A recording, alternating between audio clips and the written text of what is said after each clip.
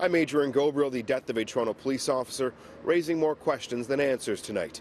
City News has learned that Constable Michael Thompson, a 10-year veteran of the Toronto Police Force who'd been with the drug squad for the last 2.5 years, died of a fentanyl overdose back in April. Thompson was sworn in as an officer in December 2006. He was a respected and well-liked member of the force. However, the details surrounding his death are disturbing. He was found in his home unresponsive and died in hospitals 3 days later.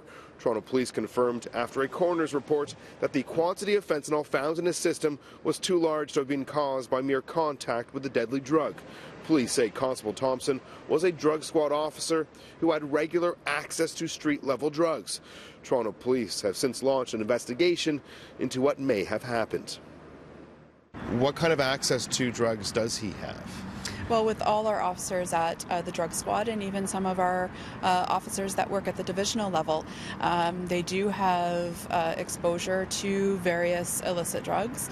There are some very strict protocols that are in place, especially at the drug squad, when it comes to handling exhibits and storing of evidence. Part of what we did in the aftermath of Michael's death was to take a look at those protocols to make sure that if any changes need to be made, they were made. We did make a few changes, but as I said, there were some strict protocols in place. And at the end of the day, we don't know whether Michael took drugs from the unit or whether he bought them on the street. We may never know the answer to that question. There's some concerns raised today about the types of jobs drug squad officers have to do. For those at home that don't understand the type of situations they're put in, can you expand on that a little bit? A lot of times they're involved in undercover work where there is a huge risk and they're buying drugs and they're involved in the drug culture as a police officer, as somebody who is undercover. And there's a lot of high risk to that. There's a huge potential for violence if it's discovered that they're a police officer. A big stress on them as well to be playing that role, and it's something that we're always concerned with our officers. Constable Thompson's death may also have an impact on arrests and upcoming court cases he was involved in. The release from TPS Communications also states that the service has learned that because of his death and the circumstances under which it happened, changes will be made to how these cases proceed, or not, through the justice system. The range of possibilities is open now.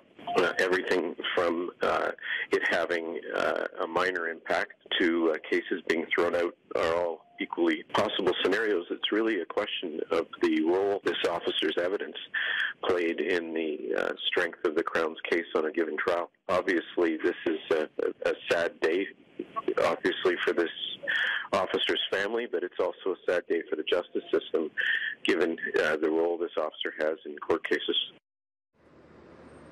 Now, neither the Ministry of the Attorney General nor Toronto Police could confirm just how many cases Constable Thompson was involved in, though City News has learned he does have several cases going before the courts. Ahead on City News, we're going to speak further with a defense attorney about the impacts this is going to have on court proceedings.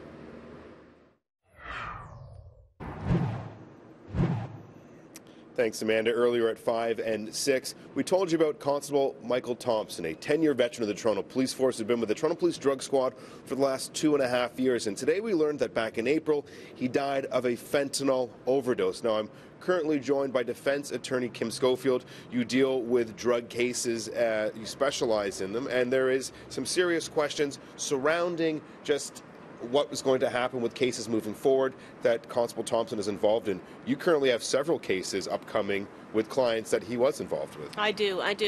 So certainly the absence of a witness affects the reasonable prospect of conviction in any drug case. So just the fact that he's absent. Now, the fact that obviously he ingested an illegal substance may potentially put a cloud over certain cases, but I don't really think that aspect is particularly important in this case, but rather just the absence of that witness. Now, however, if he played a role like an exhibits officer, then perhaps it would have a greater effect on the viability of prosecutions going forward. Could you see cases being stayed, being withdrawn? Absolutely, especially because of the witness's absence and potentially the role that he played and how integral the role is to the prosecution. Obviously, this is a sad day first and foremost to hear this type of news. Your concerns, you've worked in this field for many years, you've dealt with many drug squad officers. Your concerns when you hear about a drug squad officer dying of a fentanyl overdose? My concerns are really on a humanitarian basis, which is this. You have officers, and they're human, only human. They're exposed to large amounts of substances. Sometimes they're working in undercover capacities. They're involved in investigations where there's cash and drugs, and it's immediately available to them. Certain people will succumb to that temptation. So there should be oversight and there should be safeguards for the officers, but also for the public and for the administration of justice. There should be potentially random drug testing, and I don't know that's being considered now, but I think it should be potentially on the table. We heard today from Toronto Police that they believe this is an isolated incident. Constable Thompson and his death related to a fentanyl overdose. Do you believe it's an isolated incident, a drug squad officer using drugs? I think it's an isolated incident that one has passed away from the ingestion of fentanyl, but isolated it is not as far as drug use and Toronto Drug Squad. And there's often clouds over cases, and it would be, I think, addressed with certain safeguards and perhaps some form of random drug testing. You have officers that rely on their integrity only, as opposed to safeguards and processes that will ensure the safety of the officers, safety of the public, and integrity of cases going forward. In closing, we don't know, according to Toronto Police, whether or not he bought these drugs on the street, whether he took them off someone, or whether he took them from the unit, and we might never know that.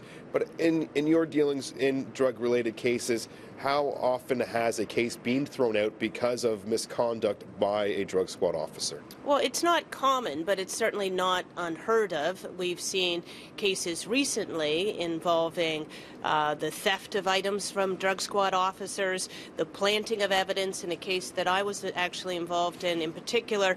So it seems to be, I don't know that it's isolated in drug cases, but it seems to occur much more often in drug cases. Kim, thank you very much for your time. We appreciate it. Thank you.